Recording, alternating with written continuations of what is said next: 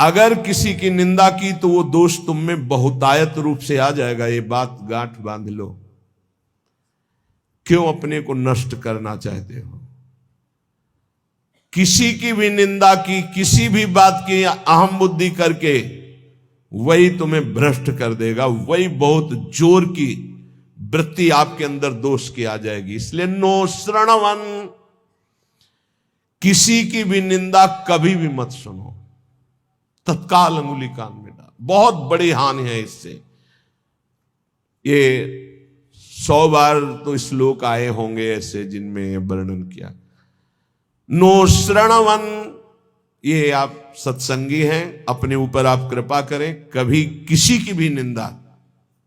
अरे बहुत विचित्र बात है।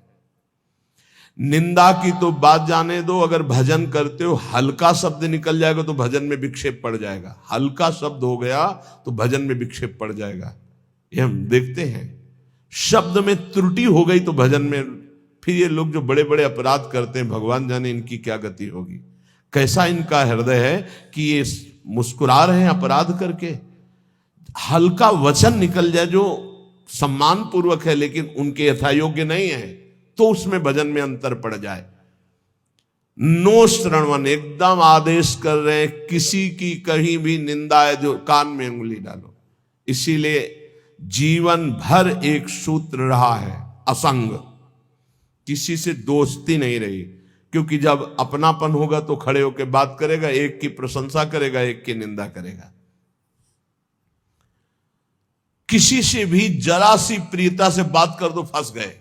सेवक जी महाराज बहुत सावधानी से कह रहे हैं, तब सुख हरिवंश गुण नाम रसना रटत, और बहुवचन अति दुख दानी।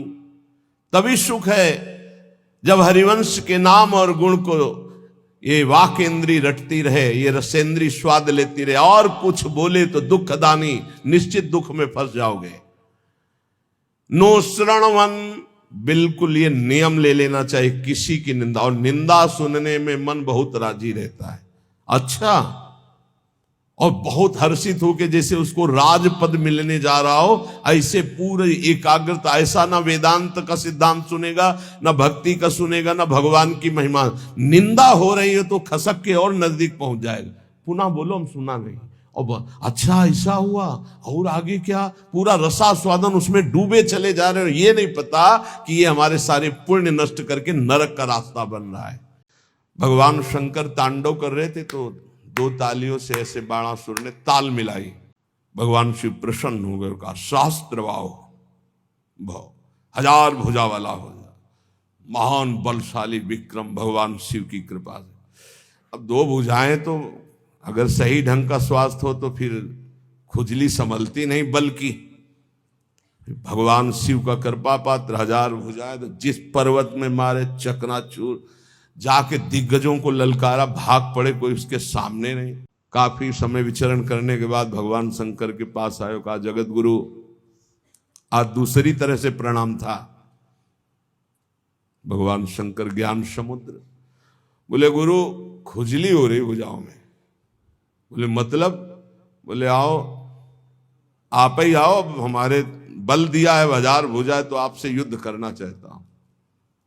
मुस्कुरा दिए। भगवान ने कहा, एक माली भी जिस पौधे को सजाता उसको उजाड़ता नहीं। तुम्हारी भुजाओं की खुजली मैं तो नहीं मिटाऊंगा, लेकिन मेरे समान बलशाली आकर मिटा देगा। तो जब प्रद्युम्न पुत्र अनिरुद्ध और उषा जी का बड़ा एकांतिक मार्मिक प्रसंग है कि उषा जी ने स्वप्न में देखा अनिरुद्ध जी को पहली बार। अब वो विकल, ना उनको भोजन अच्छा लगता, ना नींद अच्छी लगती। तो जो उनकी परिचर्या में वो 9 कुमारी थी, आसपास राज सैनिक वयोवृद्ध या जो स्त्री पुरुष दोनों नहीं है, उनको लगाया जाता था। राजकुमारियों के महल की सुरक्षा में वयोवृद्ध, अनुभवी या जो स्त्री पुरुष दोनों नहीं, उनको लगाया जाता था। तो ऐसी व्यवस्था में उनके पास सखियां सेवा में रहती थी।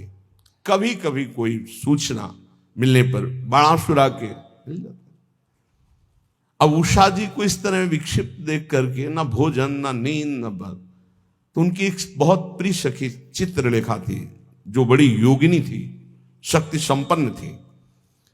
उसने कहा, सखी, मेरी सखी होते हुए तुम इतना उदास, बोलो ना, कोई ऐसा विषय है जो गुप्त विषय और तुम बता नहीं सकती, वही तुम्हें इतना विक्षिप्त कर रहा है। मैं समझ रही हूं कोई विषय तो है। तो उनका, सखी, मुझे एक स्वप्न में 9 कुमार के दर्शन हुए और अब मैं उसके बिना जी नहीं सकती, पर मैं ये नहीं जानती को है कौन, कहां का है, क्या है, पर स्वप्न में मैंने देखा।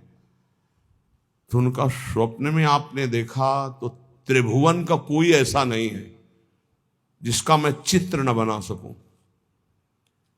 और तुम्हारे सामने साधारण कोई आ नहीं सकता, क्योंकि साधारण से तुम मोहित नहीं हो सकती। तो मैं असाधारण महापुरुषों के परिवारों का चित्रण करूंगी, तुम केवल इशारा दे देना, मैं योगिनी हूं, अपहरण उसका मैं कर लूंगी। स्वप्न में देखा था अनिरुद्ध जी को। वो बड़े बड़े नागलोक, स्वर्गलोक, सब लोगों के बड़े बड़े जो सुंदर हैं, गंधर्व हैं, देवता हैं, यक्ष हैं, फिर मानव लोक का, तो जय भगवान श्री कृष्ण का चित्र आया तो मुस्कुराए, बोले, बस कुछ मिलता जुलता ऐसा ये तो नहीं है प्रद्युम्न जी, बस कहा बिल्कुल नजदीक पहुंच चुकी हो, मिलता जुलता ही चित्र है बिल्कुल। और जे ही अनिरुद्ध जी का आया सो रो पड़ी, बोले, यही मेरे चित्त का अपहरण करने वाला। बोले, बहुत बड़ी जगह तुम्हारा स्वप्न होगा, आसक्ति हुई है, पता है, द्वारिकाधीश भगवान श्री कृष्ण के नाती है अनिरुद्ध जी।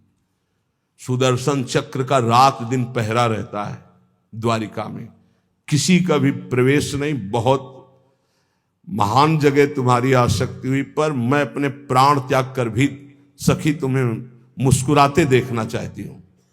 तो उनका, अगर मुस्कुराते देखना चाहती तो इनसे मिलवा दो। स्वप्न में देखा था।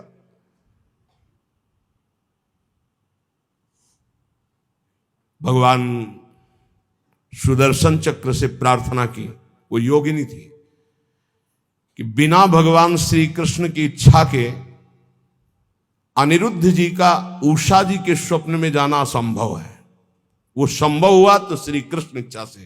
तो हे सुदर्शन जी, आप भगवान श्री कृष्ण के पार्षद हैं, यदि श्री कृष्ण की इच्छा से ऐसा हुआ है तो मुझे उनकी इच्छा का संपादन करने के लिए आप निर्विघ्न मार्ग दीजिए। चली गई। सुदर्शन जी ने बाधा नहीं पहुंच, पलंग से उठा लिया अनिरुद्ध जी को। योगिनी थी, महल में राके उषा जी ने देखा, जो मेरे स्वप्न का विषय थे वो साक्षात गले लग गई चित्रलेखा जी की और कहा, तुम धन्याति धन्य मुझे कर दिया। अनिरुद्ध जी की जब आंख खुली तो अपना महल नहीं है, तो धैर्यपूर्वक समझाया कि मैं अपहरण करके लाई हूं, ऐसा ऐसा ऐसा। भगवान श्री कृष्ण के पुत्र कामदेव प्रद्युम्न जी और उनके पुत्र अनिरुद्ध जी, ये भगवान ही है।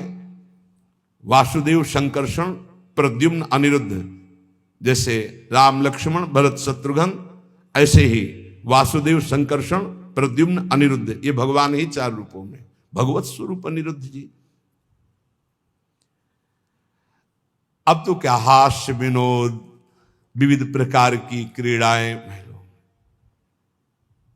जो वयोवृद्ध संरक्षक थे, एक बार निकलते हुए उषा जी को देखा, बाणासुर को सूचना पहुंचाई कि आपकी बेटी के हाव भाव और प्रसन्नता को देखकर लगता है किसी पुरुष का संयोग हो चुका है। तो उनका, सबकी गर्दनें उतार दी जाएंगी, बाहर से कौन पुरुष जा सकता है? तो बोले, वचन देता हूं, इतनी भारी सुरक्षा है कि बाहर से वायु भी बिना अनुकूल हुए हमारे नहीं जा सकती। दैवी शक्तियों का पहरा है।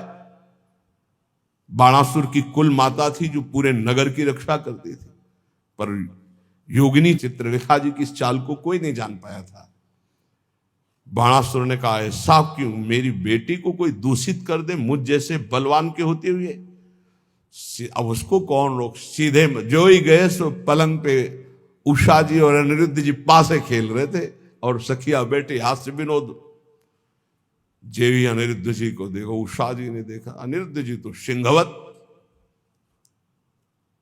बंदी बनाने के लिए लाख कोशिश की, मार मार के सैनिकों को। भगवान के स्वरूप है अनिरुद्ध जी। आखिरकार महाबली बाणासुर अपनी शक्तियों का प्रयोग करके अनिरुद्ध जी को बंदी, देवर्षि नारद जी पहुंच गए द्वारिका। प्रभु खोज कर रहे थे अनिरुद्ध जी की, उषा जी के महल में बाणासुर ने बंदी बना लिया है। बलराम जी ने सुना, ये जानते हुए कि हमारा वंशज और उसको बंदी बना लिया, शोणितपुर को नष्ट कर दूंगा। अब बलराम जी द्वारिकाधीश, पूरा वैभव, सूचना मिली युद्ध की, तो इधर अपने चेला के साथ भगवान शंकर, बलराम जी के साथ द्वारिकाधीश, आमने सामने युद्ध प्रारंभ। भगवान शंकर पशुपतास्त्र तो नारायणास्त्र, दिव्यस्त्र। भगवान श्री कृष्ण ने इशारे से कहा कि आप ही का तो रचा हुआ सारा खेल अपने चेला की भुजाओं की खुजली मिटाने के लिए आपने ही तो हमें बुलावा दिया है। एक बाण मारा भगवान श्री कृष्ण ने, जन्मणास्त्र, बाणासुर की भुजाओं को जब 4 रह गई सब काट दिया। भगवान से बस प्रभु बस। तो बोले प्रभु मैं तो आपकी ही आज्ञा का अनुमोदन कर रहा हूं। और आवेश में भरे हुए थे। इतने में उनकी कुल माता जो पूरे राष्ट्र की रक्षा करती थी, दैवी शक्ति, वो दिगंबर होकर खड़ी हो गई। तो भगवान श्री कृष्ण, वहां ये लिखा हुआ है कि यदि अचानक किसी माता बहन के किसी अंग पर दृष्टि पड़ जाए तो दोबारा दृष्टि न जाए। अगर किसी दिगंबर माता बहन की शरीर की दृष्टि आप दोबारा की तो सारे सुकृत नष्ट हो जाएंगे। भगवान होते हुए भगवान श्री कृष्ण तत्काल नेत्र फेर लिए और वहीं युद्ध का समापन हुआ। भगवान शिव जी ने समझाया, फिर उषा और अनिरुद्ध जी का विवाह हुआ। ये अहम इतना पुष्ट है कि अपने गुरुदेव से कह रहे कि मेरी भुजाओं की खुजली मिटा दो, बाणासुर। यदि आप अपने भजन को बढ़ाना चाहते हो तो नो श्रवण नई ग्रहणन, ना किसी की निंदा सुनो और ना स्वीकार करो कि ये दोषी है। सकल तनुभृताम कापि दोषम गुणम वा, पूरी सृष्टि के किसी भी जन के दोष या गुण स्वीकार मत करो। गोस्वामी तुलसीदास जी, अरे बहुत बड़े महापुरुष हैं। आज तक, बचपन से लेकर के आज तक, वो एक बार आए थे भक्तमाली जी, उन्होंने कहा मुझे तो ऐसा लगता है कि आपके ब्लड में ही रामायण है, ब्लड में ही गोस्वामी तुलसीदास जी। हम कहा मान लीजिए ऐसा ही है, क्योंकि जहां जन्म हुआ वहां का वातावरण ही ऐसा था। डीएनए में ही तुलसीदास जी हैं। सच्ची मानिए, कोई प्रसंग नहीं जाएगा जो विनय पत्रिका और रामायण से उसका न गुण न दोष किसी के, सब में भगवत भाव। त्यक्त्या शेषाभिमानो, ये बहुत कठिन है अभिमान का त्याग करना। अभिमान का त्याग करके अकिंचन भाव से यदि राधा कृष्ण श्यामा श्याम की उपासना हो, फिर प्रेम आनंद का प्रकाश हो जाएगा।